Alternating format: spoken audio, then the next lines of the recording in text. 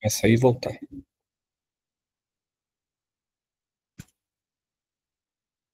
Tudo bem, gente? Boa noite a todos. Fico bem feliz que tem bastante gente aqui até aqui hoje. Eu achei que sexta-feira à noite o pessoal não ia estar muito disposto, mas temos aqui pelo menos uns 11 alunos, pelo menos. Fico bem feliz, tá? Então, qual que é o objetivo disso tudo que a gente está fazendo aqui hoje? É porque quando a gente foi para a NASA esse ano, a gente percebeu que os alunos precisavam se inteirar um pouquinho mais sobre a história da NASA e também se inteirar um pouquinho mais sobre as missões importantes que a NASA teve, né? A NASA teve, não é missão, projetos, né? Projeto. A NASA teve 4 projetos muito importantes. O projeto Mercury, o projeto Gemini, que é o Gemini, o Gemini, o projeto Apollo, que foi que levou o homem à Lua, né? E o projeto Space Shuttle, que é o ônibus espacial. Então, são esses 4 grandes projetos da NASA que eles falam muito lá no curso sobre isso. Então, assim, parece que é meio que um pré-requisito que vocês têm que ter para vocês chegarem lá e não ficarem, digamos assim, sem saber muito sobre o que está falando, porque eles realmente levam muito a sério esses 4 projetos, porque quando a gente fala na NASA, ou quando a gente fala que o homem foi à Lua, a gente imagina o quê? A gente imagina, beleza, o homem foi à Lua, alguns acham que foi até só uma vez, né? Ah, o homem foi uma Lua uma vez só. Não foi uma vez só, mas eles acham que só foi o projeto Apollo e foi só aquilo que aconteceu. Mas antes de chegar no projeto Apollo, teve muito, muito mais coisas antes, porque não é simplesmente se ele pegar um foguete, lançar esse foguete e chegar na Lua. É muito mais complicado do que isso. É necessário muitos testes e muita preparação.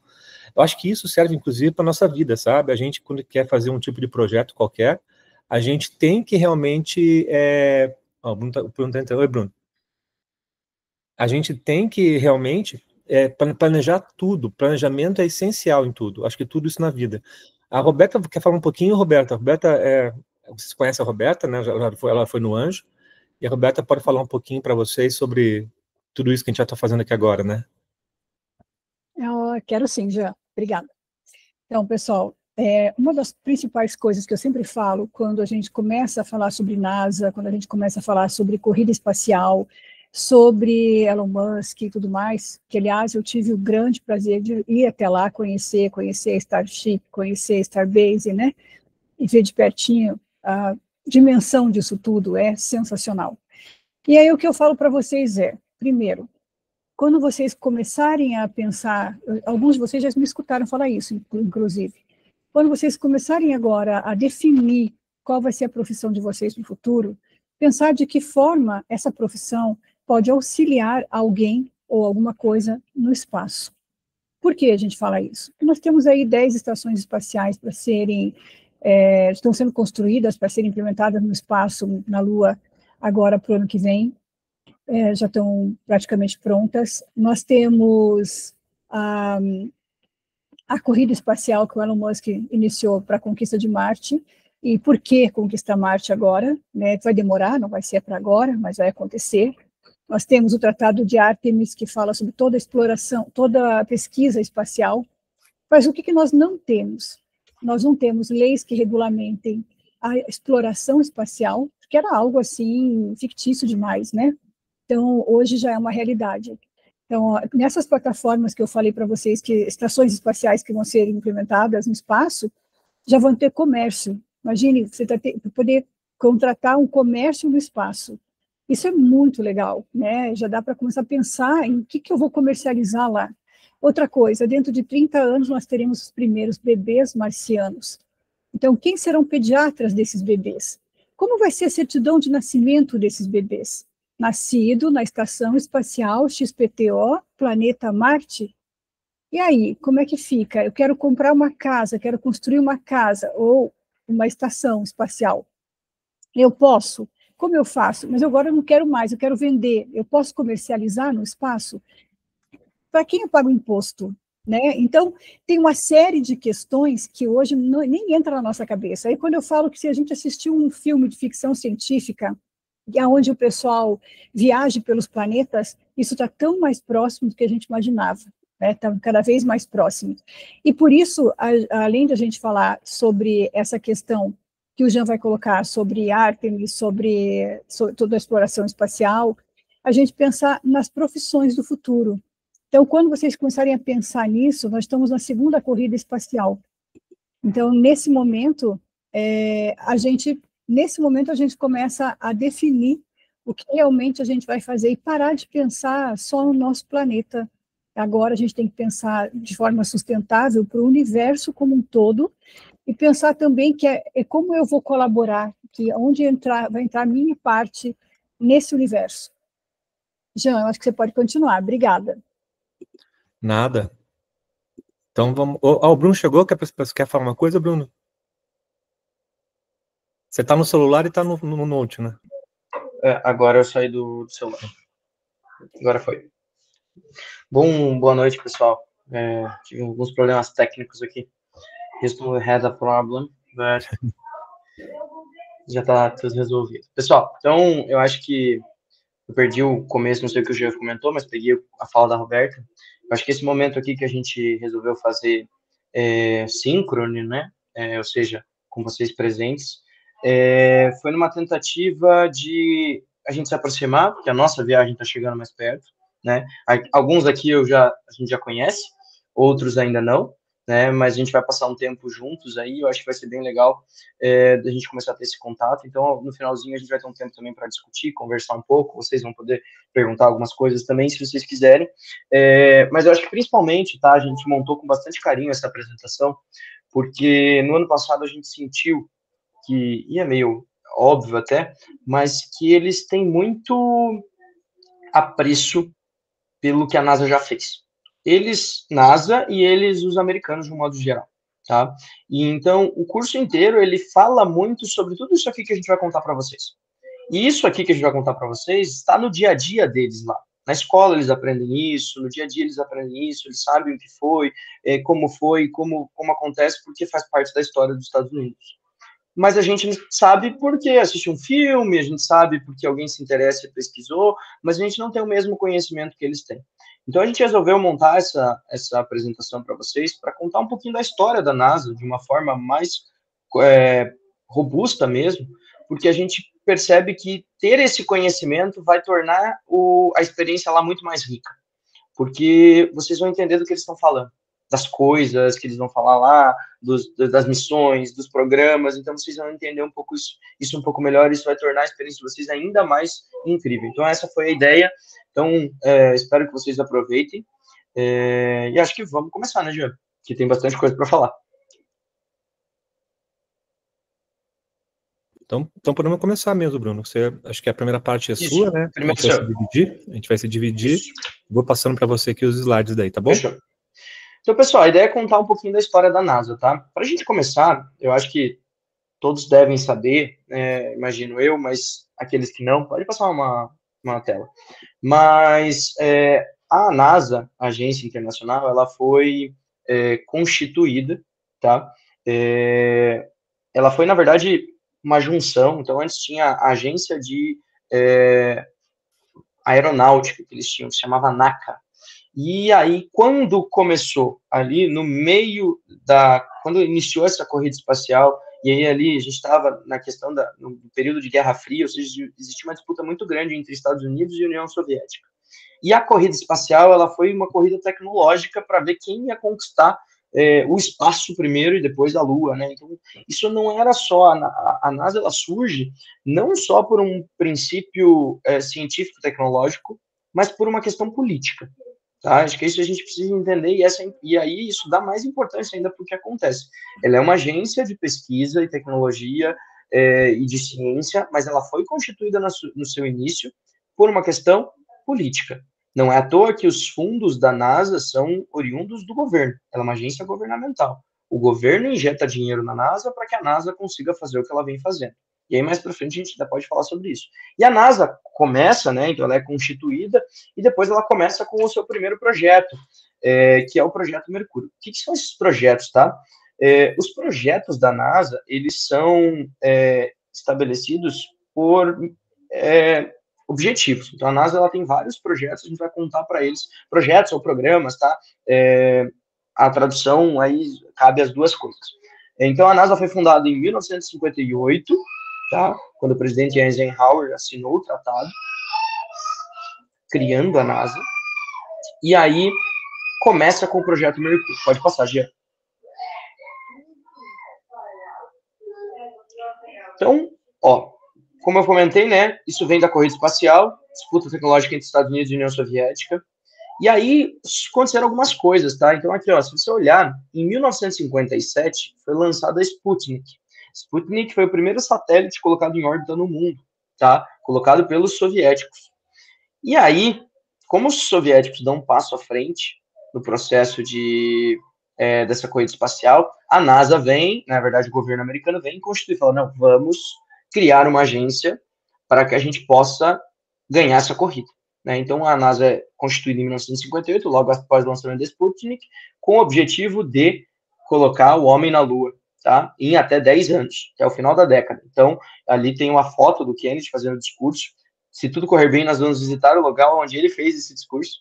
Esse é no Congresso, mas ele fala que vai colocar o homem na Lua até o fim da década, até 1971. Pode passar. Então, aí a gente tem, então, o programa Mercury. Então, em 1958, 6 dias após a formação da NASA, nasce o primeiro programa de voo, tá? E esse foi o Projeto Mercury. O objetivo desse era colocar o homem no espaço, tá? Então, os Estados Unidos ia montar a primeira nave, ia colocar o homem no espaço para ver se o homem conseguia ir para o espaço. Essa era a ideia, tá? A primeira nave era muito, muito rudimentar. Ela cabia uma pessoa bem apertada, vocês vão ver ela lá no museu, tá? É bem legal. Ela tinha as proteções, eles têm que cuidar do escudo térmico, para que quase 3.000 graus na reentrada, elas iam pousar no oceano para poder recuperar, e cada astronauta batizou sua nave nesse momento, cada um tinha sua cápsula, com o numeral 7. Então, eu escolhi um nome e 7, para simbolizar a equipe de 7 astronautas que foi escolhida nesse programa Mercury. Pode passar. Então, opa, peraí. Peraí, Gê. Será que... Passa mais uma. Será que ficou fora de ordem? Ah, isso aí pulou, acho que ficou fora de ordem esse slide. Começamos por aí. Então, Mercury 7 são os 7 primeiros astronautas. Eles foram selecionados em 1958, eram todos militares. Eram Alan Shepard, John Glenn, Gus Grissom, Scott Carter, Wally Schirra, Gordon Cooper e Dick Slayton. Dick Slayton foi o único que não foi para o espaço nesse projeto, tá? Foram 6 missões e a missão dele acabou não indo, tá? Eles foram heróis nacionais, eram símbolos da Guerra Fria, então, assim, foram colocados lá em cima. Foram os primeiros homens a ir para o espaço. Pode passar, Gia. Eu vou falar rapidamente do que foram as missões. Então, aqui eu gosto de fazer um contexto, eu gosto de comentar isso é bem legal. Eu vi que a gente tem algumas meninas aí hoje online, e a gente tem uma surpresa muito boa, até não é uma surpresa, mas uma alegria muito grande de a gente ter, nas 2 idas, uma quantidade de meninas muito grande, né? Porque há um tempo atrás, e aí a gente está falando aqui de 1960, não faz muito tempo, vamos combinar, as mulheres sequer podiam cogitar ir para o espaço, tá? Pra vocês terem uma ideia, existiu o programa Mercury 13, que foi, na verdade, uma iniciativa privada, onde pegaram 25 mulheres e fizeram os mesmos testes do Mercury 7, que eram os 7 astronautas. E tiveram 13 aprovados, mais do que os homens. E mulheres que tiveram desempenhos melhores do que os homens nos mesmos testes, que na época eles diziam que as mulheres não iam conseguir, né? Então isso foi muito legal. Só que esse programa ele foi engavetado. A NASA acabou não apoiando, eles tinham um objetivo muito claro, que era vencer a União Soviética. Então, eles acabaram deixando isso de lado, e aí ficou só o legado dessas mulheres, né? Pelo pioneirismo, por ter enfrentado tudo isso. É legal falar aqui, ó, a Jerry Cobb e o Wally Funk voaram em 2021, já com 82 anos, então foram colocadas no espaço como uma forma de redenção, nesse sentido, né, dos americanos. E hoje, então, as mulheres só estão indo para o espaço sendo astronautas muito porque essas 13 mulheres fizeram lá nos anos 60, e acho muito legal comentar isso, né? E a gente vê que elas estão abrindo espaço, né? Então, as meninas que estão aqui podem, sim, sonhar em ser astronautas com tranquilidade hoje, que não tem diferença nenhuma, né? Pode passar. Então, as primeiras missões, tá? Eu vou falar rapidamente. Então, a primeira missão foi em 1961, o objetivo era simplesmente colocar um homem no espaço e fazer ele de volta em segurança. Esse primeiro homem foi o Alan Shepard. Ele foi o primeiro americano a ser colocado no espaço e voltar. Tá? O voo dele foi bem curtinho, ele ficou pouco tempo. Vocês podem ver a missão dele, ele foi em 5 de maio, voltou no 5 de maio, tá? Mas era poder dizer que o homem tinha capacidade de sair e voltar com segurança. No mesmo ano, o Grinson também foi e voltou, e aí, só que todos esses eram suborbital, então ele ainda está numa parte das camadas ali, que ele ainda não entrou em órbita, ele só vai a uma altitude muito alta e volta. Pode passar, Gil. Depois disso vem o John Glenn, e aí ele foi o primeiro a ser colocado em órbita, tá? Ele orbitou a Terra por 3 vezes e ficou 4 horas, quase 5 horas em órbita, né? Então foi o primeiro homem a ser colocado, americano, a ser colocado em órbita no projeto Mercury. Depois disso a gente tem a Mercury Aurora 7, que o Scott Carpenter fez 4 voos na órbita,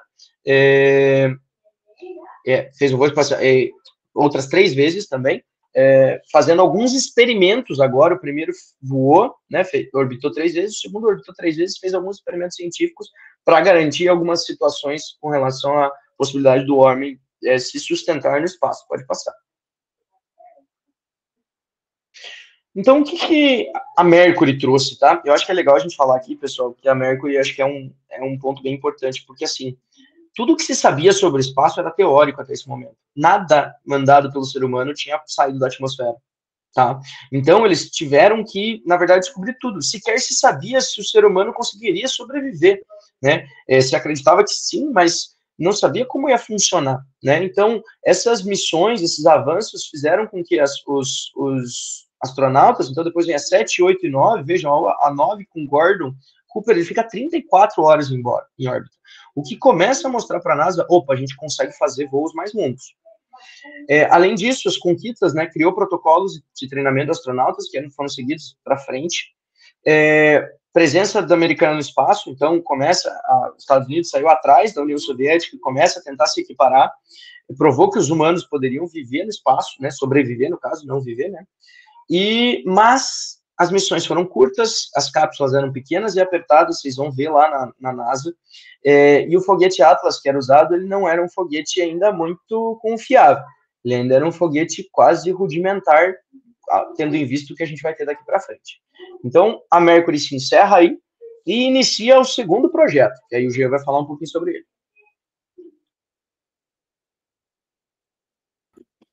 Então tá, é muito legal essa evolução dos lançamentos da NASA até chegar no Homem na Lua, né? Então, assim, no projeto, viram que o projeto Mercury ali só ia um astronauta por vez, né? Só um por vez. E, tipo, num cubículo mesmo, dá até pavor, né? O cara ficar 34 horas naquele cubículo, né? Realmente dá um pavor.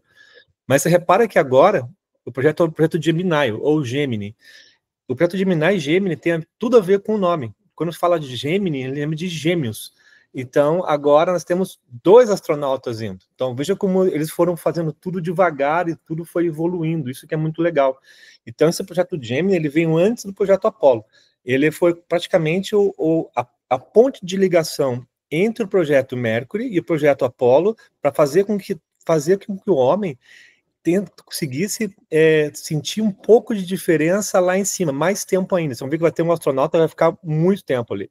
Então, isso que é legal, porque foi tudo muito bem planejado, tá? Eu falei que o planejamento é tudo, né? Então, por isso que o Gemini vem de gêmeos, tá? Que são os 2 astronautas. Isso é muito legal. Então, olha só. Não foi o primeiro, mas o primeiro tripulado foi o Gemini 3. O que acontece? A NASA, você tem que entender uma coisa, um módulo é onde fica ali, onde ficam os astronautas, tá vendo ali, ó, é uma coisa muito pequena, né? Teve um astronauta, que foi o Conrad, que ele falou bem assim, é o mesmo espaço, olha só que absurdo, tá? O mesmo espaço que nós temos aqui é o espaço de um banco dianteiro de um Fusca. Então imagine, eles ficavam como se fosse dentro de um banco dianteiro de um Fusca, tá? Então é muito, muito apertado, como o Bruno já falou. E o primeiro foi agora, que foi 2 astronautas, foi o Gemini 3. O Gemini 1 e 2 não teve astronauta, foi só o teste. Então agora, pela primeira vez, estamos chegando com 3, né? Com 2 astronautas. Isso é muito legal, porque veja a evolução que eles fizeram. Para ter uma ideia, tá? Uma ideia assim, bem básica, aquela cápsula ali, que é um módulo, né? Tinha 5,8 metros e 3 por 3. Tipo, é muito pequeno, cara, muito pequeno mesmo. E o espaço deles também era bem diminuto. E olha que o valor, só você ter uma ideia do projeto Gemini, quanto ele custou. Ele custou 1,3 bilhões de dólares. Isso, naquela época, se for reajustar isso hoje, seria 8,2 bilhões de dólares. É isso que custou o projeto Gemini para todo essa história deles, né? Quais são os objetivos principais do projeto Gemini? A primeira é testar as permanências mais longe no espaço, porque antes vocês viram que ficaram algumas horas, ou ficaram 34 horas. Agora, a ideia deles é fazer isso até 14 dias, porque para mandar o homem à Lua, não são poucas horas, é muito tempo. Então, a gente tem que testar isso para saber como é que o homem se comporta, se o homem vai conseguir realmente suportar toda essa carga. Então, e testar também o equipamento. Então, 14 dias era a ideia deles, tá? E não é só isso. E também queriam fazer testes de acoplamento orbital. O que é isso? Juntar 2 naves e ver como é que faz. Porque quando você pensar na Lua, né? Quando o homem foi à Lua, o módulo, ele voltou e se encaixou novamente, né? Então, tem que fazer esse tipo de teste. Então, é muita coisa que é muito importante que eles estavam treinando. Inclusive, a primeira caminhada espacial dos Estados Unidos, tá? Foi a primeira que foi no projeto Gemini. Deixa eu continuar aqui. Eu saí da aba. Então, esse foi o Gemini 3, tá? O Gemini 3 foi o primeiro. 4 horas e 52 minutos e 31 segundos. Olha que legal, né? Todas as missões, elas têm um patch, tá? Elas têm um patch. Depois, no final, a gente vai falar sobre isso. Então, esse aqui é o patch dessa missão. Ah, uma coisa legal. Essa foi chamada de missão... Eles chamaram ali o cubículo que eles estavam de Molly Brown, tá? Molly Brown, na verdade, foi uma filantropa americana que ela doou dinheiro para esse projeto. Então, por isso que eles fizeram homenagem a ela, tá? Tá, aí chegou o Gemini 4. O Gemini 4, olha a diferença, tá? Só olha a diferença, saca a diferença. Foi 4 dias, 1 hora, 56 minutos e 12 segundos. Então, foi o primeiro voo espacial humano dos Estados Unidos, só que estava por cabo. Tá vendo que tem um cabo ali? Dá para ver bem na imagem, né? Foi por cabo dessa vez. Só que já estavam testando as situações que poderiam ocorrer no espaço. Tudo tem um sentido para eles, tá? Eles fazem tudo muito bem organizado, tá? Isso eu acho muito legal, tá? Muito legal mesmo. Então, eles tinham que testar como é que fazia manobra com um homem no espaço. Eles nunca tinham testado isso, tá? Então, e 4 dias já é bastante. Ah, uma coisa que vocês têm que saber que é muito importante também. Existem 2 coisas que quando lançam um foguete. O foguete mesmo, e tem a parte da cápsula deles. O foguete que lançava esse projeto Gemini é o foguete Titan, tá? E assim como, por exemplo, no projeto Apollo, o foguete é o Saturno 5. Então, assim, o foguete é o que leva a cápsula até o espaço, tá? Uma coisa muito legal dessa missão 4 aí, que foi a primeira missão que teve controle em Houston, onde vocês vão, inclusive, tá? Onde vocês vão. Todo o controle até a Gemini 5, até a Gemini 4, Gemini 3, era feito em Cabo Canaveral, ali na Flórida. E a partir da Gemini 4, foi a primeira vez que o Houston começou a tomar o controle das ações, ou seja, a missão de controle mesmo, a sala de controle, acontecia em Houston. Então, assim, vocês vão ver algumas coisas bem interessantes lá, inclusive essa sala de controle, né? Algumas coisas que foram feitas, alguns experimentos muito legais. Eles fizeram testes médicos e monitoramento de coração em microgravidade, porque eles têm que testar como é que se comporta o coração do astronauta, como é que o sangue dele se comporta, como é que é a pressão dele, quanto tempo que ele vai aguentar aquilo tudo. Então, isso foi muito bem pensado também. Fizeram medição de radiação, porque existe, lá em cima, eles não estão mais protegidos pela nossa atmosfera, né? Então, eles precisam testar essa radiação, e eles fizeram uma coisa muito engraçada, eles usaram um sextante para ver como é na navegação pelas estrelas, para ver se o sextante é um aparelho bem antigo, tá? Para saber se lá no espaço era igual na Terra. É muito legal isso. desde que as coisas estão evoluindo, né? Tá, ó, o foguete Titã aí, na Gemini 4, ali eles conseguiram recolher o primeiro estágio do foguete Titã. Esse Titã, ele tinha 2 estágios, tá? Então eles conseguiram recolher o primeiro estágio no mar. Tá. Gemini 4 tem uma coisa muito interessante.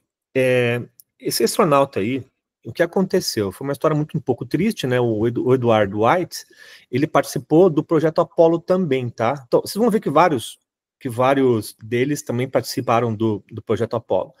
Mas nesse caso específico, o Edward White, ele depois na Apollo, não vou contar muito spoiler, tá? Aconteceu uma tragédia. Ele participou da Gemini também. Deixa eu só maximizar aqui. Achei. Veja que essas missões, elas são bem importantes, né? A gente saber sobre elas. Essa é uma foto de cima, quando eles resgataram a cápsula, tá? Olha só o tamanho do lugar que os caras ficavam, tá? É meio absurdo, né? Agora me pergunta assim, né? Como é que eles faziam as necessidades deles? É complicado, mas tinha processo para isso, tá? Tinha processo para isso. Como é que eles comiam? Tinha processo para isso também. Naquele cubículo ali, isso é bem impressionante. Tá, a Gemini 5 é uma coisa que eu quero falar para vocês que é bem importante. A Gemini 5 tem a cápsula dela tá lá no Johnson Space Center, lá onde a gente vai. Quando a gente passar por ela, vocês vão ver e eu vou falar para vocês, tá? Aqui tá a cápsula da Gemini 5. Então a Gemini 5 foi super importante, tá? Foi super importante. Ela durou 7 dias, 22 horas, 55 minutos e 14 segundos. Mas o mais legal é que ela ali, tá vendo ali, ó? A cápsula tá ali, tá? Ela tá lá no Johnson Space Center em Houston. É uma coisa muito legal. Olha o pet deles, tá? Tá vendo o pet deles? É uma homenagem aos desbravadores do oeste americano. Mas deixa eu mostrar um pet alternativo, que é muito legal essa história aqui. Tá vendo ali um pet alternativo? O que aconteceu foi o seguinte, um dos astronautas, foram 8 dias praticamente, né? Ele falou assim, né? Eu me senti 8 dias dentro da lata de lixo. Foi isso mesmo que ele falou, que são 8 dias na lata de lixo. Daí eles mudaram o pet e colocaram lá, né? Como se fosse 8 days or bust. Cara, então assim, pra vocês verem, a coisa mais difícil para o astronauta realmente era passar tanto tempo assim dentro de um cubículo desse. Eu falo que eu fiquei um pouco de tempo internado no hospital, fiquei 10 dias dentro do hospital, já achei pavoroso. Agora imagine ficar 8 dias dentro de uma cápsula dessa. É muito tempo, tá? É muito tempo mesmo. E a gente não tem muita preparação para isso. Preparação física e mental. Eu falo que astronauta, ele é um super-herói, porque ele tem uma preparação física e mental impressionante, tá? Realmente é impressionante.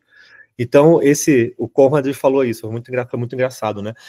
Todas as missões que eles faziam depois, eles tinham que fazer alguns experimentos, tá? Alguns experimentos. Eles até tentaram fazer um encontro orbital lá, mas não conseguiram, tá? Eles tentaram... em órbita tinha uma espécie de um foguete que estava lá parado, tá? Eles tentaram fazer um encontro orbital, é um dock que eles falam, né? Fazer um dock, mas não conseguiram. Eles fizeram várias fotos de alta definição da Terra. Então começou também um pouco de espionagem nessa história toda, tá? Porque essas fotos foram feitas para o Departamento de Defesa americano. Então o projeto, quando você pensa em projeto Apollo, projeto Mercury, seja qual for, não é só o objetivo de chegar na Lua, tá? É muito mais do que isso. Então você imagine o quanto que os Estados Unidos não conseguiu evoluir em termos de, por exemplo, espionagem. Então ele conseguia ver quase todos os países do mundo, né? Com a tecnologia que estavam desenvolvendo. Então, são coisas que a gente tem que pensar um pouco além disso. Fizeram vários testes médicos também, tá? Para saber se a viabilidade desses voos longos era boa. Uma coisa legal que aconteceu também, sempre tem curiosidades, né? Foi o primeiro eclipse lunar fotografado do espaço. Então, esse Conrad, que foi o cara que falou que ficar 8 dias na lata de lixo, né? Ele era muito piadista, tá? Ele era muito piadista. Ele tirou foto de eclipse lunar lá do espaço. Ele fez uma brincadeira que ele falou bem assim, eu vou levar um livro, porque não tem muita coisa para eu fazer lá em cima, porque ia ficar muito tempo, tá? Ele era um cara muito brincalhão, tá? Muito brincalhão mesmo. E o mais interessante, a marca histórica dessa missão aí, foi a primeira vez que um humano foi 2 vezes ao espaço, que foi o Cooper, tá? Então, foi o Conrad e o Cooper, sempre 2, né, no projeto Gemini. Então, o Cooper foi o primeiro que foi 2 vezes ao espaço, tá? Foi o primeiro homem 2 vezes ao espaço. Então, esse foi a Gemini 5. Eu tô falando sobre algumas, tá? Se não me engano, foram 12, tá? É bastante coisa, tá? Foram 12. A Gemini 8. A Gemini 8 foi muito interessante, muito legal, tá? E nessa aí participou o Neil Armstrong. O Neil Armstrong, vocês sabem quem foi, né? O Neil Armstrong foi um dos 3 astronautas que foram à Lua. Aliás, um deles não foi, né? Um deles ficou lá em cima. Mas o Neil Armstrong foi um deles, tá? Então o Neil Armstrong tá ali, tá do lado direito ali, tá? Então esses astronautas, eles participaram de missões anteriores também, né? Então o Neil Armstrong foi a primeira missão dele. E olha que coisa absurda que aconteceu. Isso é uma coisa que é uma história bem difícil, tá? Foi a primeira missão dele e dizem que essa missão fez com que ele fosse escolhido para ir ser o primeiro homem a chegar na Lua. Então, graças a essa missão aqui, ele e o Buzz Aldrin, que foram os caras que desceram ali, né, do módulo. Então, nessa missão aconteceu uma espécie, foi um sucesso, mas quase foi uma tragédia, tá? Por que quase foi uma tragédia? Uma das ideias da missão era fazer o acoplamento naquele foguete que eu falei para vocês, né? Então, o que aconteceu? Eles foram treinar esse acoplamento. Quando treinou o acoplamento, ele se encaixou, mas quando ele se encaixou, um dos propulsores da cápsula estava com um problema. E aí, aquele propulsor começou a girar a uma rotação por segundo. Cara, é uma rotação por segundo, isso é muita coisa, tá? Se imagine fazer uma rotação por segundo, e aí o que aconteceu?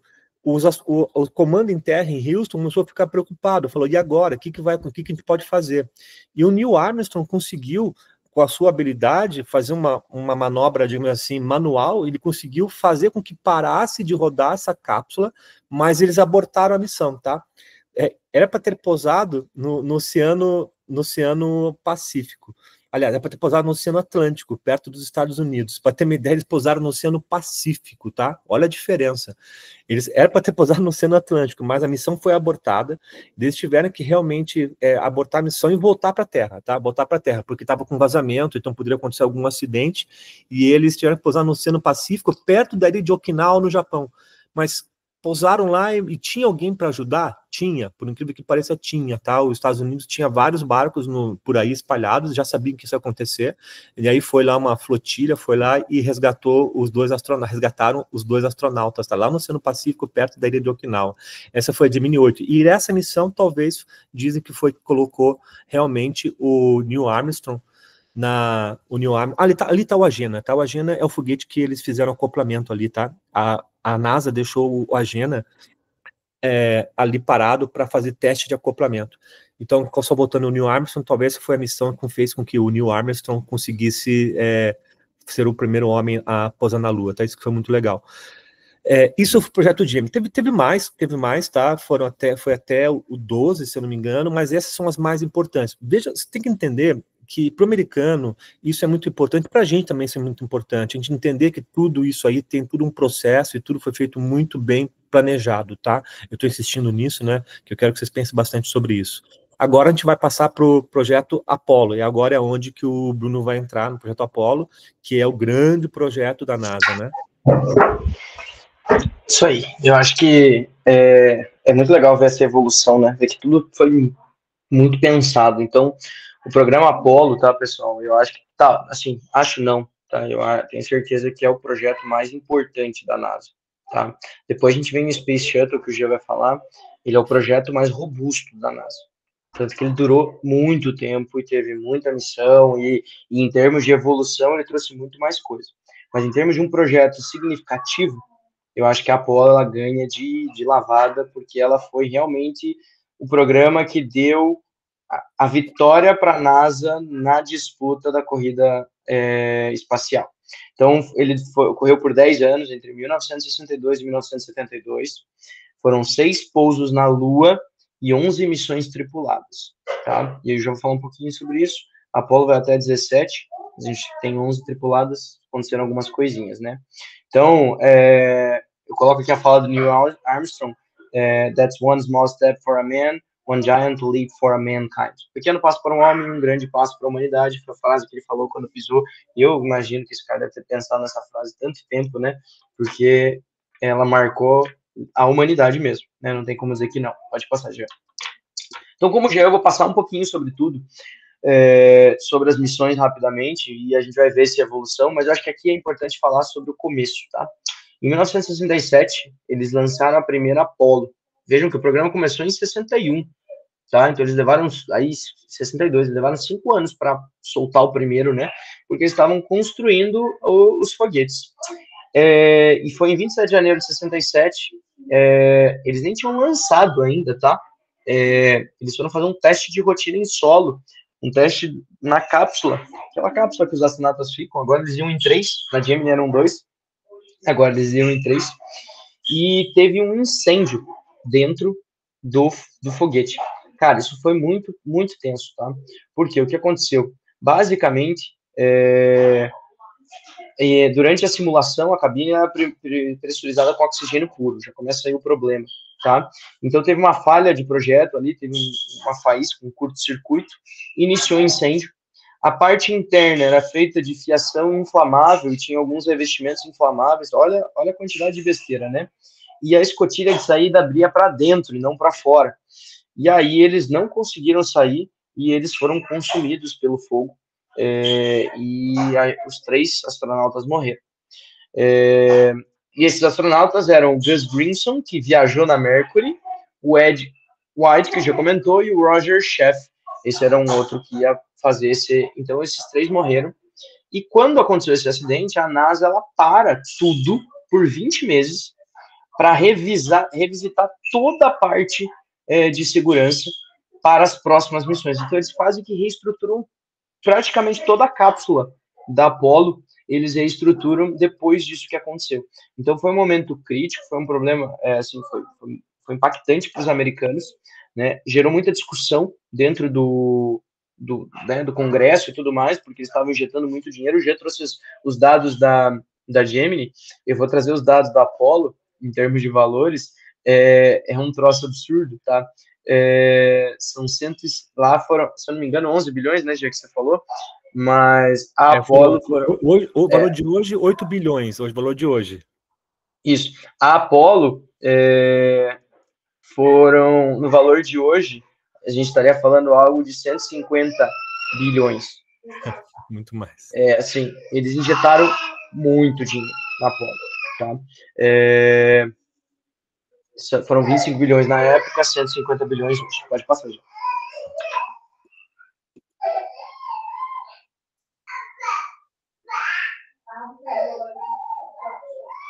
Então, objetivos do programa, né? O que a Apollo tinha? Então, eles queriam... O objetivo principal era levar o homem à Lua e trazer de volta, tá? Eles queriam, além disso, né? Estabelecer tecnologia para atender outros interesses no espaço, como já falou, desde interesses militares, interesses, entre outras coisas, de monitoramento e coisas desse tipo. Eles queriam que os Estados Unidos fosse visto como principal potência no espaço, fazer um programa para exploração científica da Lua e a capacidade humana de desenvolver a capacidade humana para trabalhar no ambiente lunar. Pode passar.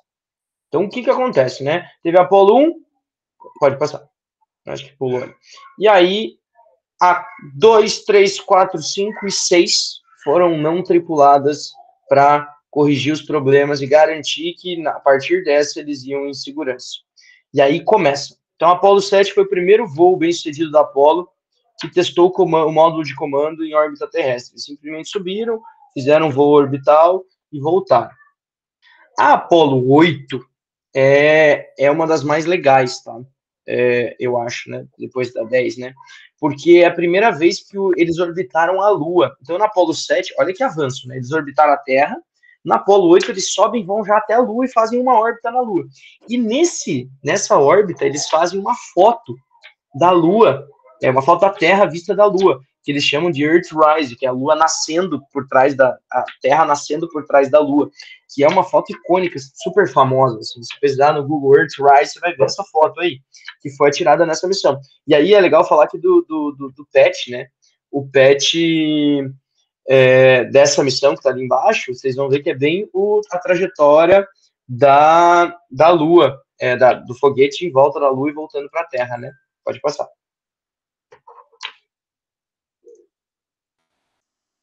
Aí a gente vai para 9 e 10. Pessoal, as 7, 8, 9 e 10, elas foram missões para colocar a 11 em prática, que a 11 foi quando o Neil Armstrong pisou na Lua. Então, a 7 orbitou a Terra, a 8 orbitou a Lua, a 9 testou o módulo lunar, essa foto ali é do módulo lunar sendo testado, só que aqui na órbita terrestre, então veja, a 9 eles foram para a órbita da Terra e soltaram o módulo lunar para testar o funcionamento dele, como é que ele separaria e acoplaria. O que é módulo lunar, pessoal? Quando o foguete vai, então o que acontece, tá? Só para vocês entenderem, aí estando lá vocês vão entender. Então você tem a cápsula, você tem o foguete, você tem toda a parte de combustível, vou montar, então essas cápsulas, essas partes vão se separando, e sobra a cápsula dos astronautas. Na missão Apollo, a cápsula tinha um módulo junto com ela. Então, o foguete é lançado, solta o primeiro estágio de combustível, solta o segundo, fica lá o terceiro, que é o módulo, a cápsula, que é onde ficam os 3 astronautas. Esse foguete vai até a Lua e começa a orbitar a Lua. Desce dessa cápsula, solta o módulo lunar, que é onde desce os 2 astronautas que vão para a Lua, que é esse carinha aí, pernudinho, que tem aqui na esquerda. Esse módulo ele vai descer, pousar na Lua e depois sair de novo. Eles estavam testando esse acoplamento, o dock, que o Jean já comentou. A 10, eles fazem o teste do dock, do acoplamento, na Lua. Então, eles vão até a Lua, orbitam a Lua, soltam o módulo, e nesse caso, cara, é muito legal. Eu fico imaginando ser esses astronautas aí, o Stefan Erendini e o John Young, porque eles chegaram a 15 quilômetros da superfície da Lua, cara. Então, o módulo foi descendo, quando chegou a 15 quilômetros, eles voltaram. Eu fico imaginando, né, a vontade que eles tinham de descer. E aí, ali, ó, eu acho legal ver o patch, né? O patch da 9, ele mostra ali o foguete, né? O módulo e a cápsula, né? E no da 10 ali você vê o módulo lunar perto da Lua ali embaixo, né? Então, e aí eles, bom, depois disso eles tinham tudo pronto. Eles tinham feito todo o checklist, vamos dizer assim, para poder fazer a Apollo 11. Pode passar, gente. E aí nós temos, sim, a Apollo 11, que é a chegada do homem à Lua. Então, eles vão em julho de 1969, tá?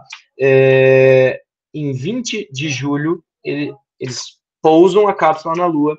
Neil Armstrong e Buzz Aldrin pousam na Lua, enquanto o Michael Collins fica em órbita. Eu tenho uma dó do Michael Collins, porque ninguém lembra do nome dele, tadinho, porque ele sempre fica um astronauta na cápsula, né? Porque depois a cápsula fica lá orbitando, né? E aí ele tem que ficar ali para cuidar de tudo e fazer o acoplamento do módulo lunar, né? E aí é a hora que ele fala, né? Um pequeno passo para o homem, um grande salto para a humanidade. É colocada a bandeira americana, né, no solo lunar. Eles fazem a coleta de 21 quilos, aproximadamente, de pedra lunar. Instalam alguns experimentos científicos. É nessa missão que eles instalam um espelho. Tem um espelho na Lua, que é um dos que a pessoa usa para provar que o homem foi para a Lua, das pessoas que não acreditam, que se você colocar a coordenada certinha dele e lançar um laser e captar de volta aqui, você consegue pegar a distância certinha da Terra para a Lua e você tem isso refletido. E se não tivesse espelho lá, seria impossível de sinal voltar, né?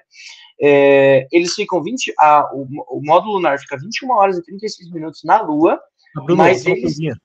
Rapidinho sobre esse espelho aí, eu estava vendo ontem isso.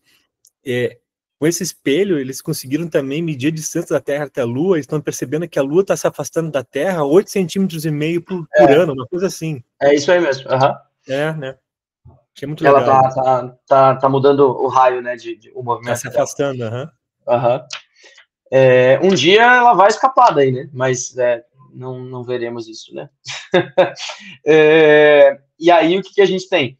Eles ficam 2 horas e 31 minutos na superfície, né, caminhando na Lua. Essas outras 20 horas e 36 minutos, eles ficam ali no módulo lunar, fazendo experimento, né, cuidando das coisas, controle e tal, uma série de coisas. E ali você tem o patch da Apollo 11. Cara, o pet da Apollo 11 é bem legal, porque ele tem essa águia ali, né? Por que tem essa águia? Porque se você for pegar a Apollo 11 e for ver o que é, o módulo lunar, eles chamavam ele de Eagle. Então, tem a frase famosa que eles fazem, que é às 8h17 da noite que pousou, eles falam, Houston, the Eagle has landed. Ou seja, Houston, o módulo, a águia pousou, né? E por isso que o pet deles é a águia, porque o módulo lunar era a águia. Então, tem toda ali uma questão da águia também por ser um símbolo americano, né? Então, é cheia de misticismo essa missão Apollo 11. Pode passar, Gê. Vamos lá.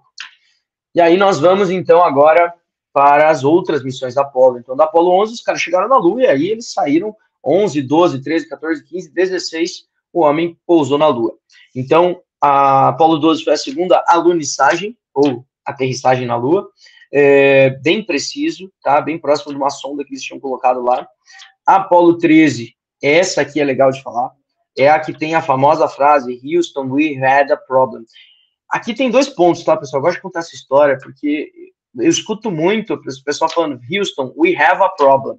Mas não é bem isso, tá? Quando o Apollo 13 fala com Houston, eles já tinham tido problema e já tinham resolvido, tá? Então eles falaram, putz, tivemos um problema. Por quê? Essa missão foi abortada, eles não chegam a pisar na Lua, tá? Por quê? Porque tem explosão do tanque de oxigênio, e aí eles têm que dar um jeito para resolver o problema. Tá? Bruno, deixa eu pensar de novo. Tem um filme do Tom Hanks, né? Então, o filme que muda a frase para deixar mais emocionante, e aí pegou. Mas na verdade não foi bem assim, né? Foi um pouco diferente. Mas o legal da Apollo 13, né, que a missão foi abortada e eles trabalharam em equipe, tiveram que fazer um monte de coisa para resolver o problema e conseguir voltar, né? Conseguiram, tal, foi um marco para Apollo, porque eles viram que realmente o treino deles e o que eles estavam fazendo estava sendo muito efetivo, porque eles estavam conseguindo atender o que precisavam, né? Estavam conseguindo resolver problemas sérios mesmo no espaço. Pode passar.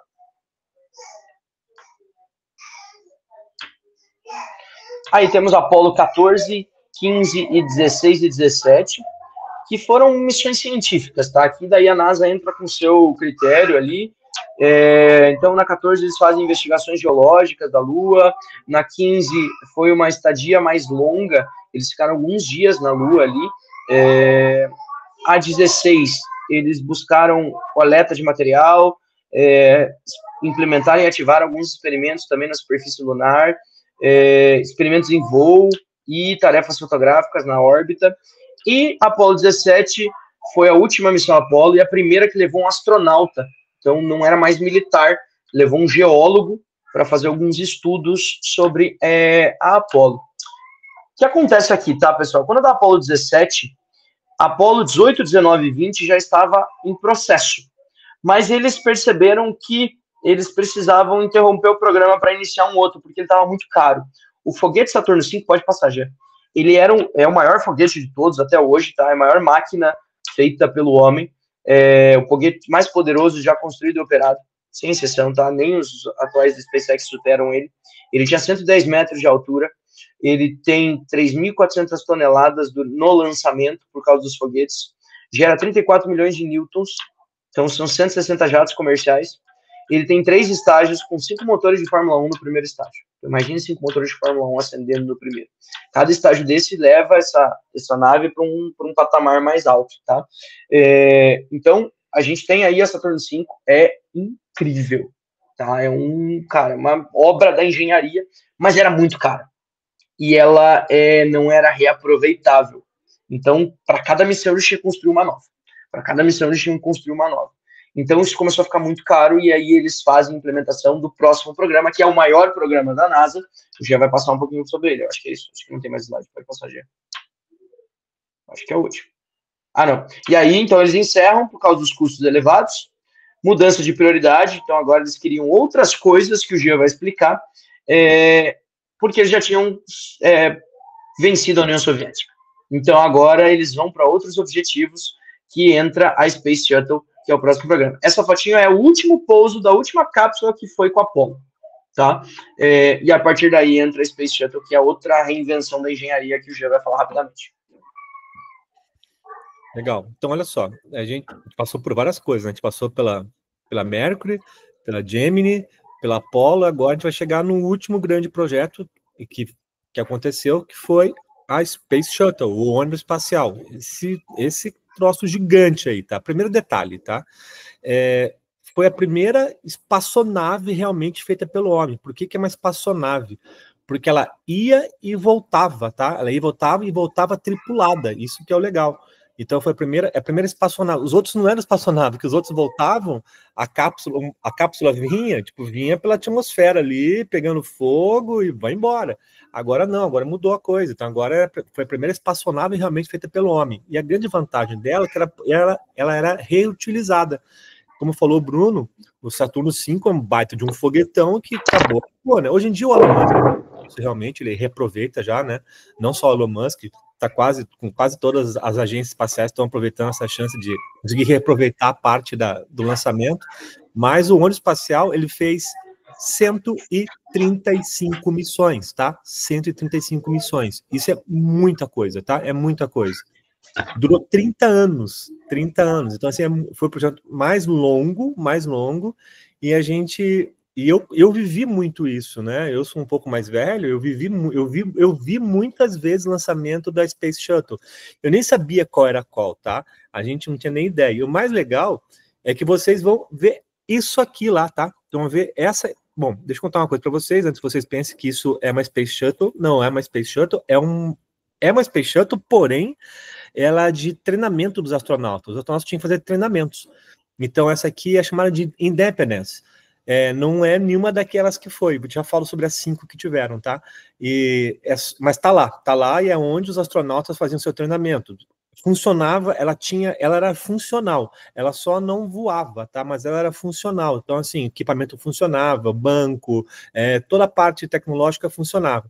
E ali que os astronautas faziam o seu treinamento, tá? E vocês vão ter oportunidade, é bem na entrada da NASA, ali onde vocês vão, perto da sala de aula, vocês vão fazer um tour por dentro dela, cara, é muito legal mesmo. E ali embaixo tem um Jumbo 747, tá? Olha só, por que a Space Shuttle foi importante? Alguém sabe dizer o que é aquela figura do lado esquerdo ali? Alguém pode me falar? Alguém sabe o que é a figura do lado esquerdo ali?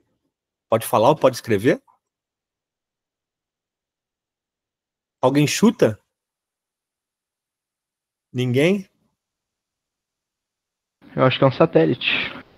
Então, mas é isso aí, é a ISS, é a Estação Espacial Internacional. A Space Shuttle foi que começou a montar a Estação Internacional Espacial. Foi uma das missões que começou a montar ela, tá? A ISS, que é a estação que está hoje em dia aqui em órbita, que parece, se me engano, em 2030, vão derrubar ela, tá? Porque já está muito cara mesmo, a manutenção é muito cara, tá ali. E do lado direito, não sei se alguém sabe o que é, do lado direito, parece um satélite, mas não é um satélite. Alguém sabe? Vocês vão ter que saber disso, tá? Esse aqui é o Hubble. É o segundo telescópio mais poderoso que existe no espaço. Claro que o James Webb hoje em dia é o mais poderoso. E esse é o Hubble. O Hubble foi lançado também por uma Space Shuttle. E depois eu falo para vocês outra coisinha que aconteceu que foi bem legal também, tá? Então veja a importância da Space Shuttle. Aí legal. Aí tem as 5, tá? Aí tem as 5.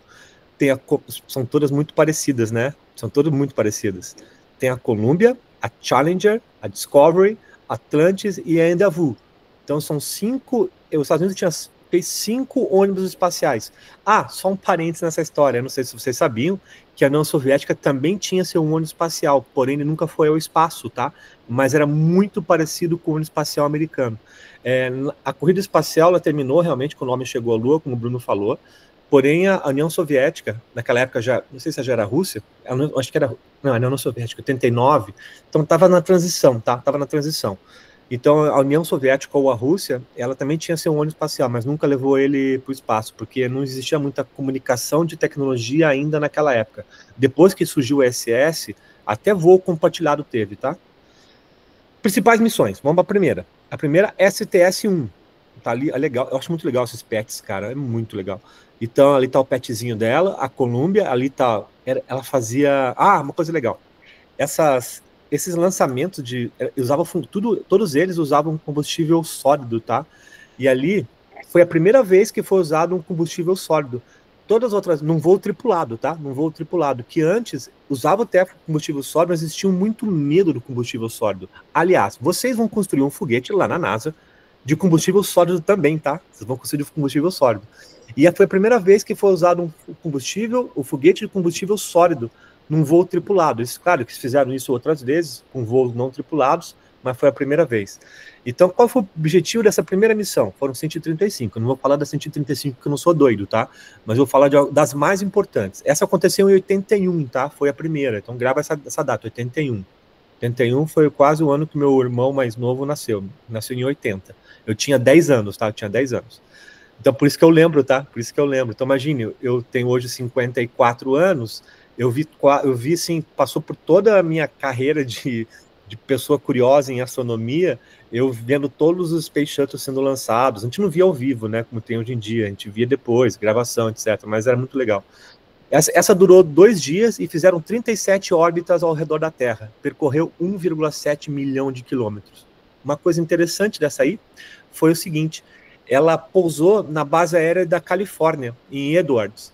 E depois ela foi levada para a Flórida em cima de um Boeing 747. Aquela foto que vocês estão vendo ali, que eu mostrei para vocês ali atrás, é um Boeing 747 com uma Space Shuttle em cima. Então, o que eles faziam? Quando a Space Shuttle, ela decola, porque ela pousava por conta própria, tá? Ela decolava com os foguetes, com os busters, né? Decolava com os busters e voltava por conta própria. Isso que é legal, ela voltava assim, né? É bom que a posição é assim, a posição não era assim, né? Senão ia acontecer um problema. Então tem um ângulo certinho de reentrada. E quando ela voltava, ela voltou para Edwards. Aí pegaram ela, olha só que coisa louca, pegaram ela e levaram até a Flórida. Se vocês procurarem no Google depois, ela passa muito perto da Golden Gate, muito perto. Tipo, ela não, né? O 747 carregando ela, tá? É muito legal essa filmagem aí. Aqui é isso, tá? STS-1 não fez muita coisa, foi o primeiro voo, né? Foi o primeiro teste. Aí vem olha que legal aqui, tá? Aí tá. Essa aqui é uma imagem realmente. Esse realmente é a Columbia, tá? Essa é a Columbia e esse é o 747 da NASA, levando a Columbia de volta para o Space Center da Flórida, tá? Para o Kennedy Space Center. Tem 2 Space Center. Tem o Kennedy Space Center e tem o Johnson Space Center, tá? O Johnson Space Center é onde a gente vai. A STS-7, como o Bruno falou, a questão das mulheres era um pouco preocupante na NASA. Então, aqui foi a primeira vez que foi uma mulher americana ao espaço, tá? Foi a primeira vez. Foi na STS-7, pela Challenger, tá? Challenger era o foguete que eu falei para vocês, que teve a Columbia, e agora tem a Challenger, que era um outro ônibus espacial, totalmente feito também, foi fabricado, tá? Não tinha a ver com a Columbia, mas era um outro, tá? Era um outro. Foi a primeira vez que a Sally Ride foi a primeira mulher americana no espaço. Isso foi na década de 80, tá? Na década de 80. Mas o soviético mandou mulheres antes do que os americanos, tá? Nesse lançamento, por exemplo, tem uma coisa interessante que foi satélite de comunicação. O que faz, né? Por que eles vão ao espaço, né? A pergunta às vezes é essa: vai fazer o que lá? Vai fazer teste científico e muitas vezes é lançar satélite de comunicação, porque naquela época já está começando a precisar muito de satélite de comunicação. Então, ou satélite espião, que eu sempre falo isso, né? Então lançou 2 satélites de comunicação, fez experimentos de microgravidade e eles fizeram um teste do braço robótico, que dentro dela, depois vamos ver lá, tá? Ela abre a parte de cima, de trás dela, ali no compartimento, e sai um braço robótico, e esse braço é o braço que serve para pegar um satélite e colocar em órbita, tá? Então, foi os primeiros testes desse braço robótico aí. Foi muito legal isso, porque a partir daqui as mulheres começaram a entrar bem no programa da NASA, tá? A partir daqui a coisa começou a ficar mais evoluída, vamos dizer assim, né? Deixa eu mostrar a próxima aqui. Eu vou só mostrar só as principais, tá? STS-41. Essa aqui é sensacional, gente. Essa é sensacional. Essa foi a Challenger também. Foi a 41ª missão da Space Shuttle. E foi a primeira vez que um homem ele ficou sozinho no espaço, tá? Sozinho. Cara, imagine que coisa. Ele ficou lá, tipo, ficou solto, tá? Ele ficou a 97 metros da Space Shuttle, da Challenger. 97 metros, tá? Foi a primeira vez. Então foi uma coisa assim muito... o astronauta, ele sempre estava preso por um cabo, né? Eu mostrei para vocês lá no Gemini que tinha uma caminhada espacial, mas tinha um cabo. Então essa foi a primeira vez que um homem ficou solto, 97 metros. Mas como é que ele voou? Ele chamava até de homem satélite, tá? Porque você pensa o seguinte, né? Tá lá o ônibus espacial, e só que ele está orbitando a Terra, então ele está numa velocidade muito grande junto com o ônibus espacial, tá? Então foi o primeiro homem satélite até hoje, porque ele não estava preso por nada. E o interessante é que quando ele ficou solto ali, né? Ele tinha tipo uns controles no próprio equipamento, no próprio traje dele, que conseguia controlar, como se fosse um videogame, sabe? Ele controlava a ida e a volta dele. Então essa foto é uma foto icônica, tá? É realmente uma foto da primeira caminhada espacial sozinha. Tá, agora a STS-51. Essa aqui foi uma tragédia, tá? Nós tivemos 2 tragédias com os ônibus espaciais. Essa aqui foi quando a Challenger explodiu. Cara, tem muita coisa para acontecer errado no lançamento. Muita coisa mesmo, tá? Muita coisa mesmo. Eles têm que revisar, fazer double check. Double check é muito importante, triple check. Então, assim, tem que sempre checar tudo. E a espaçonave, ela explodiu 73 segundos após a decolagem. Imagine que tragédia. Lá no Cabo Canaveral, todo mundo assistindo, né? E ela acabou explodindo por causa de um anel de vedação no tanque de combustível. Um anel de vedação, tá? Um anel de vedação não vedou direito o tanque de combustível. Uma coisa simples, teoricamente, e aquele explodiu, daí vazou o tanque de combustível e o combustível estourou, né? Explodiu o lançamento da STS-51, que foi a Challenger, tá? Isso foi uma coisa foi em 86, tá? Foi em 86. Mas mesmo assim o americano não desistiu, né? Porque aconteceram acidentes, eles aprenderam que os acidentes, às vezes, é para eles aprenderem mais ainda, tá? Mais ainda. STS-31. Essa aqui já era Discovery, obviamente que a Challenger já não existia mais, tá? Essa aqui era Discovery, e essa aqui foi legal também. O que foi legal? Todas as mais legais eu coloquei, tá? Essa que foi que colocou o Hubble no telescópio, que foi colocado o Hubble no espaço, tá? Olha o braço robótico ali levando o Hubble, é muito legal essa imagem, tá? Tem um braço robótico que ele vai, leva o Hubble e solta o Hubble ali. Por que tem um telescópio no espaço, né? Porque não tem interferência da atmosfera, então as imagens ficam muito mais nítidas. Então o Hubble fez imagens maravilhosas do espaço, maravilhosas mesmo, tá? STS-31, Discovery, né? Mostrei para você ali atrás. Agora, é a STS-61, ainda VU. O que aconteceu, tá? Essa foi boa. O que aconteceu? Infelizmente, tá? Infelizmente, o Hubble, ele teve um problema, tá? Ele teve um problema no espelho óptico dele. E tá, como é que a gente vai resolver esse problema? Beleza. Em 93, tá? 93 foi o ano que nasceu o meu filho mais novo, mais velho. Em 93, eu falei, bom, vamos resolver esse problema. O que eles fizeram? Lançaram, tá, a Space Shuttle, nesse caso foi a Endeavour, foi lá e levou os astronautas para arrumar o telescópio Hubble. O que eles fizeram? Eles arrumaram o telescópio Hubble como se fosse, tipo, como se fosse como é que eu posso falar? Realmente um mecânico, tá? Ele foi lá e arrumaram o telescópio Hubble que estava com um problema no espelho. É muito legal isso, tá? Porque essa missão durou 11 dias, tá? É bastante tempo, tá? Durou 11 dias. Os membros da tripulação fizeram 5 caminhadas espaciais. 5 caminhadas, tá? Que foi um recorde. Até hoje ninguém teve, é claro que não teve mais isso, né? Porque acabou o projeto Space Shuttle, mas foram 5 caminhadas espaciais, tá? Foram 5, é muito legal isso. E aí tem a STS-88, ainda VU, por que essa foi importante? Porque o PET dele ali, já dá um sinal para vocês, foi a primeira peça da Estação Espacial Internacional. Então, assim, aqui que começou realmente a ISS, que é a estação... inclusive, se vocês quiserem ver à noite, se for num lugar que não tenha muita luminosidade, existem sites que você consegue saber aonde que ela passa, então você consegue ver ela passando em certos lugares aqui no Brasil, tá? Que ela fica circulando, fazendo órbita na Terra, né? Ela passa em órbitas na Terra e você consegue ver, às vezes, ela passando aqui em cima de Curitiba, por exemplo. Então, acho que se você tem essa curiosidade, dá para ver lá o olho nu, tá? Tem sites que mostram direitinho isso aí. Essa missão durou 7 dias, tá? São 7 dias. E o mais legal é que eles conectaram 2 módulos, tá? Esses 2 módulos, um módulo americano e um módulo russo, porque a ISS também, a Rússia, também faz parte do programa ISS, Estação Internacional Espacial Internacional. Então, eles conseguiram conectar esses 2 módulos. E aí começou a ISS. É muito legal. E, finalmente, a última missão, tá? A última missão, que foi uma outra tragédia, que foi meio que para fechar a Space Shuttle, né? Eles não esperavam isso, é uma tripulação bem grande, tinham 7 tripulantes nessa. A STS-107, que foi a Columbia, ela foi o último ônibus espacial. Na reentrada, quando ela reentrava, né? Na reentrada, o revestimento do tanque de combustível, se soltou durante o lançamento. Olha, durante o lançamento. Então lançou e se soltou, ninguém observou isso, um revestimento. Vocês vão ver que tem umas plaquinhas, tá?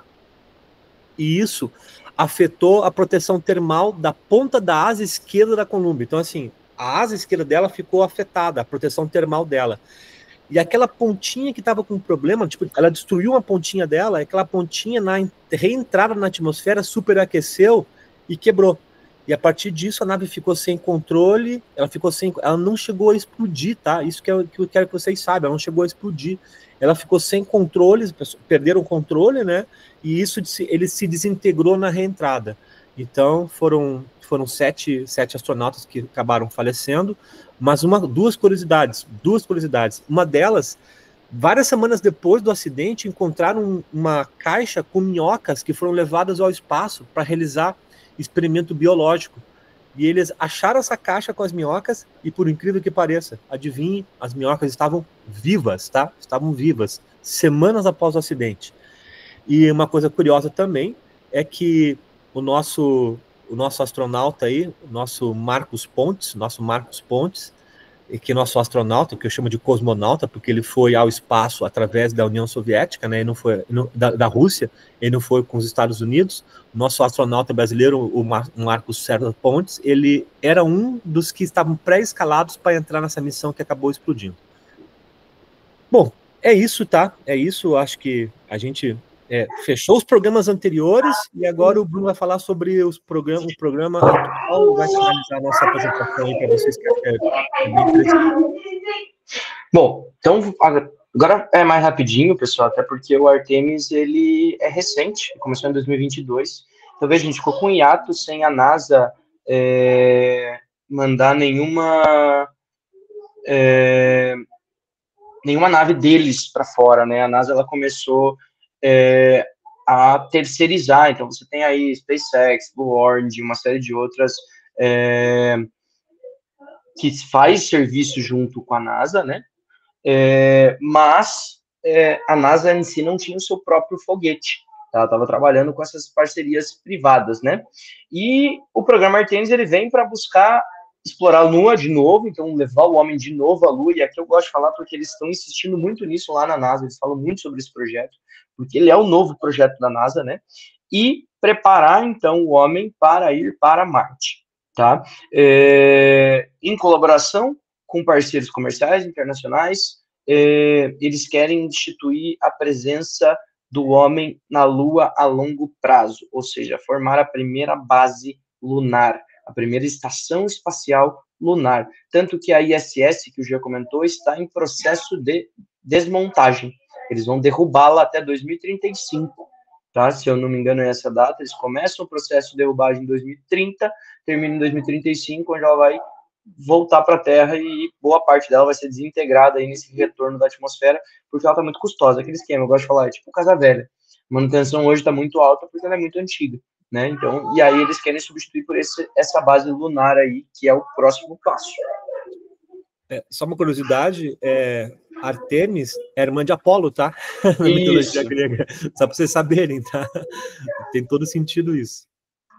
Então, o que já teve da Artemis, tá? Na verdade, a gente teve uma missão até agora, que foi a Artemis 1, que foi um voo não tripulado, o primeiro teste da nave deles, que é a STE-SLS, eu vou falar um pouquinho mais sobre como que é para preparar o terreno para que eles possam ter missões tripuladas para a Lua e para Marte, né?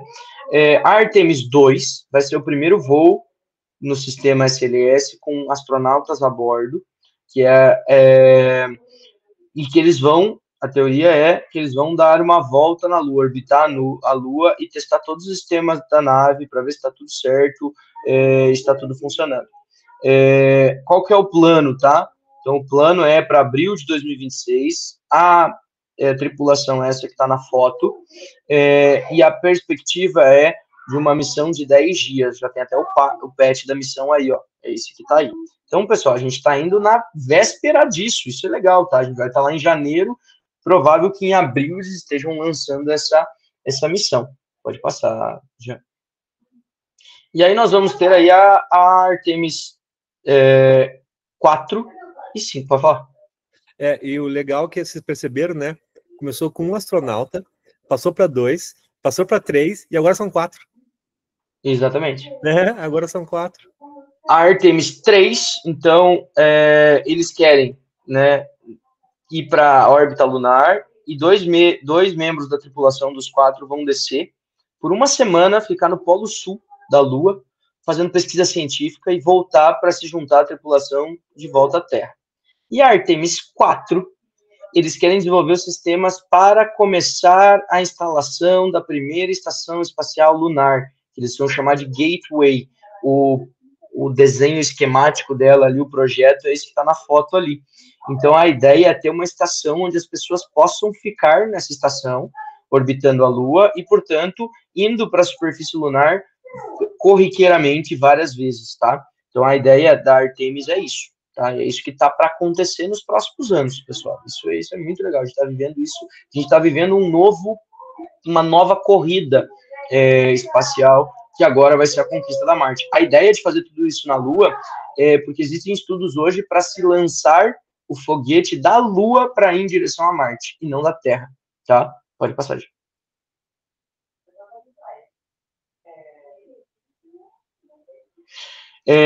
E o que é esse SLS, que é o Space Launch System? É o maior foguete em operação hoje no mundo, tá? Ele tem 98 metros, é um pouco menor ainda do que a Saturn V, 2.600 toneladas, também é um pouco mais leve, só que o empuxo no lançamento, que é essa potência de lançamento, é maior que a da Saturn V, obviamente, da tecnologia. Uma curiosidade, essa cor alaranjada dele, tá? Não é pintado, não. É uma espuma que eles usam para proteção térmica, e ela tem essa cor, por isso que ela tem essa tonalidade alaranjada. Então, é por causa do material de revestimento mesmo. Pode passar. Essa foto, eles estavam manobrando ele para fazer a montagem, tá? Só para vocês terem uma ideia, imagina a dificuldade que é de carregar isso lá para onde é para ser feito o lançamento mesmo, né? Não é uma coisa trivial, né? Então, aqui, ó, tem um esquemático dele, esse infográfico é da própria NASA, mas basicamente são 4 motores RS-25, que são heranças da Space Shuttle. Ele tem também uma junção de booster de combustível sólido, tá? E combustível líquido, que é o H2O2. Então, ele trabalha com os dois. E tem a cápsula, o sistema, que é aquela parte que está lá em cima, que envia a cápsula em direção à Lua, tá? Então, eles vão ter versões diferentes, tá? A primeira, que é da Artemis 1A3, é a Block 1, ela tem uma capacidade de carga menor. Aí a Block 1B, ela tem mais carga, que a ideia é poder carregar material para começar a montar a estação lunar, e a Block 2, que vai ser a versão final, que vai ter capacidade de até 46 toneladas só de carga, para poder levar mais material para a órbita lunar e construir estação espacial lunar. Pode passar. E aí, pessoal, então aqui a gente encerra a apresentação, tá? Acho que aqui passou um pouquinho, tá? Mas é porque é muita coisa para falar. A ideia é que vocês pudessem chegar na Lua, ó, vai que, né? Chegar na NASA com uma visão desse processo, tá? De o que a NASA já conquistou e onde ela quer chegar. E a gente quer fazer um convite para vocês, tá? Aqui eu coloquei alguns. A gente o tempo todo falou dos patches, tá? Então cada missão tem um patch e a gente todo ano, né? Ano passado a gente fez e esse ano a gente decidiu fazer diferente. Então, os pets, eles são um orgulho para o astronauta, tá? O astronauta que tem seu pet, ele usa como uma forma de reconhecimento das missões que ele fez, de ter estado no espaço, tá? Então, os pets, lógico, você pode comprar e usar o seu pet hoje, não tem problema nenhum, mas o pet verdadeiro são os astronautas que têm ele, porque participaram daquela missão. Então, ele tem um símbolo muito forte para os astronautas. E a gente, como vê esse projeto da NASA como uma missão, a gente também faz o nosso pet para vocês poderem botar na mochila, no casaco, onde vocês preferirem. E a ideia hoje é deixar como tarefa que vocês tenham a ideia e construam e montem o pet da nossa missão, que vai ser em janeiro do ano que vem. Então, a gente vai dar um prazo para vocês. A ideia é que vocês, se você tiver habilidade de desenho, você pode desenhar. Se você não tiver, recomendo fortemente, né? Eu fiz um teste, fica muito legal. Monta um bom prompt, pega uma inteligência artificial que gere imagem e pede para ela montar. E aí a gente vai pegar esse pet. O que a gente dá de dica, tá? Que vocês podem explorar. Colocar símbolos do Brasil, referência ao espaço, pode ver muitas delas, tem as naves, tem as coisas, Lua, Marte, sei lá. Referência a ciência e conhecimento, a gente está fazendo uma viagem científica, escolar e para aprendizagem. Você pode escolher uma frase, um tema curto, alguma coisa que você acha que faz sentido. Se você não quiser, ali eu coloquei obrigatório espaço para o logo da Forge, porque a gente vai colocar a logo. Mas você não precisa mandar com a logo, a gente depois ajusta um espacinho para colocar ela ali, não tem problema nenhum. Se quiser, né, não é obrigatório, se alguém daqui tiver habilidade com desenho, pode fazer na mão sem problema nenhum, mas a gente indica a possibilidade de usar a IA para a elaboração da ideia, tá? E aí a gente vai dar um prazo, aí a gente acabou não conversando do prazo, mas o que você acha? Uns 15 dias? Uma semana? Eu acho que uma semana, né? Porque... Uma semana, para a gente poder fazer. Né? Então, a ideia é que vocês, nessa semana, bolem a ideia de vocês, e assim, pede para a IA e vai pedindo, olha, gostei disso, troca isso, melhora aquilo, e aí vocês mandem a versão de vocês, pode ser lá no grupo, e a gente vai fazer uma votação depois para escolher o pet que a gente vai mandar fazer e entregar para cada um da viagem, que vai ser o pet da nossa viagem agora, de 2026. Beleza? E quem ganhar vai ganhar um outro pet da NASA oficial. Isso. Aquele que tiver o pet escolhido, lá na NASA a gente vai dar um pet, daí um desses das missões. Pode escolher qual quiser lá, daí. Fechado? Alguém quer falar alguma coisa? A NASA vende os pets lá na lojinha deles, tá? E aí tem pets de quase todas as missões. Aí quem ganhar, pode escolher qual pet quiser lá, tá? Alguém tem pergunta, gente? Pode perguntar, abrir o microfone, não quer abrir a câmera, tudo pode bem. Pode ser sobre a NASA, mas pode ser sobre a viagem também, se você tiver. Claro, lógico.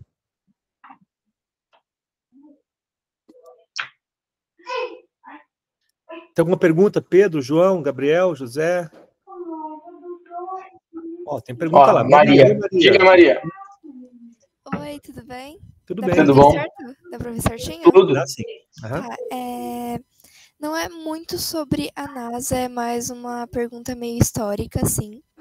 Que eu soube que, por algumas pesquisas, pode ser que esteja errado, por isso que eu tô perguntando, que eu sei que na NASA antiga eles usavam os computadores IBMs, que eram gigantes. Mas, antes disso, é verdade que eles usavam algumas mulheres como computadoras da NASA? Tem o filme, né? Sim. Tem o filme. É Além das Estrelas, Estrelas Além do Tempo. Eu vou colocar aqui o nome do filme. Sim, eu já vi esse filme, bem por isso que eu quis perguntar. Então, é isso mesmo, tá? Realmente é isso. Quem fazia o cálculo de órbita, o cálculo realmente braçal, eram essas mulheres, e eram as mulheres negras, tá? Elas faziam toda a parte de cálculo, o filme explica muito bem sobre isso. Vou colocar aqui no chat para vocês, tá? Para vocês, quem não assistiu, assista, é real isso. E o filme rurais fala sobre o filme, mas tudo aquilo lá realmente aconteceu, tá? Isso é bem isso, Marisa, tem toda a razão, não é história não, tá? Não é historinha não, tá? É real.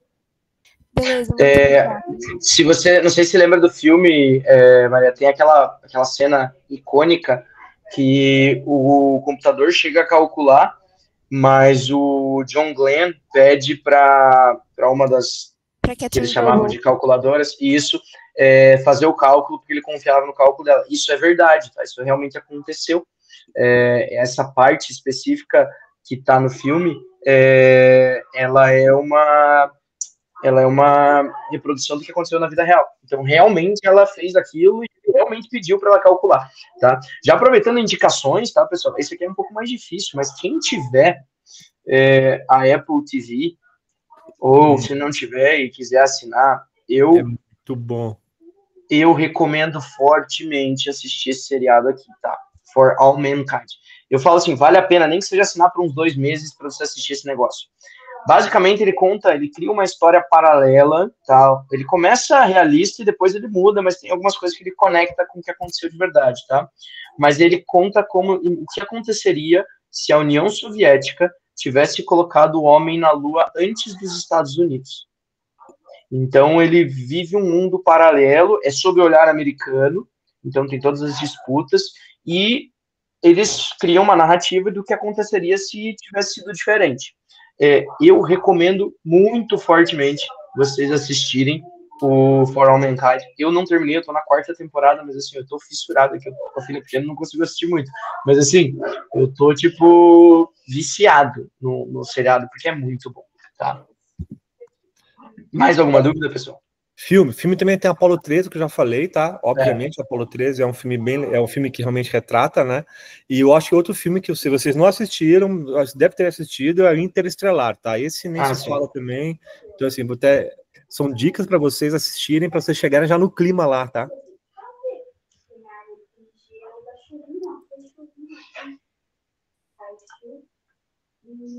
Pode perguntar, gente. Estamos aqui. Pode perguntar sobre a viagem, qualquer coisa também, tá? A gente está aqui para responder para vocês também. Esse momento também é para vocês, tá?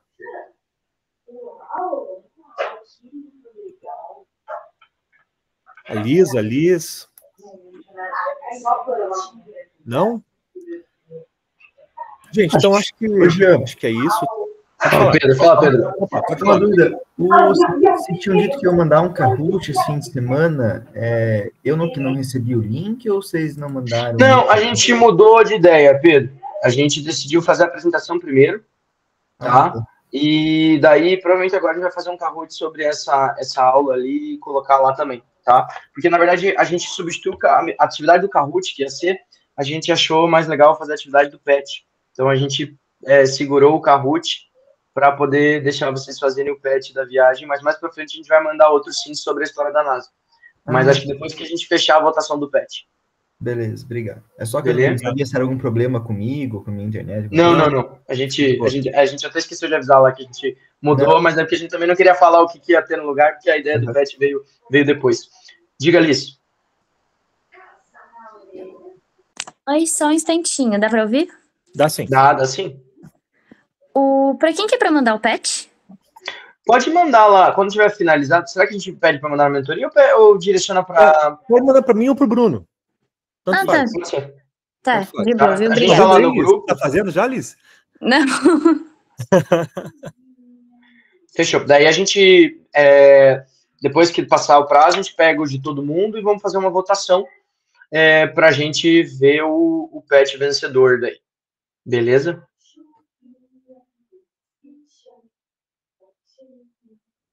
Fechou, então. Acho que é isso, Gê. Isso aí, eu acho que foi uma boa vocês terem vindo aqui. Depois eu vou pegar essa gravação, vou colocar no YouTube, tá? Para vocês, se vocês quiserem rever e passar para os outros que também não tiveram oportunidade de ver. Agradeço muito, tá, galera, vocês terem vindo aqui, visto isso tudo. Eu acho que deu um panorama dessa ideia da NASA até a missão Artemis, tá? Pode falar, Pedro. Só uma coisa, vai ficar gravado no YouTube, você vai botar algum link? Eu vou upar ela, eu vou upar essa live no YouTube daí, tá? Assim que ela renderizar aqui, eu vou upar no YouTube ela, daí eu aviso no grupo lá daí. Tá, fechou. Valeu, Jean. Valeu, Pedro. Então é isso, gente. Obrigado, tá? Obrigado, Bruno. Valeu, pessoal. Obrigado, Jean. 4 mãos aí, a apresentação ficou bem boa. Isso, ficou legal. Valeu, pessoal. Valeu, então, até a próxima, galera. Até a próxima. Obrigado. Bom fim de semana para todo mundo. Bom fim de semana.